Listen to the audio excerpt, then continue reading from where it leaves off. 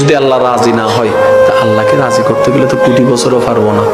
সেজন্য দোয়া করবেন, আল্লাহ তুমি রহমান, তুমি গফফার, তুমি সত্তার, তোমার এত বিশাল জান্নাতে আমাকে ছোট্ট একটা জায়গা দিলে কম হবে না।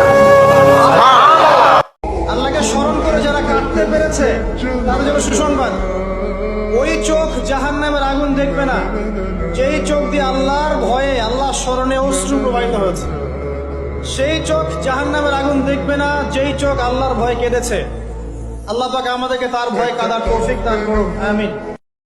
যে আল্লাহ আমাকে সৃষ্টি করেছেন, সে আল্লাহর আমি ইবাদত না করে আমি কার ইবাদত করব?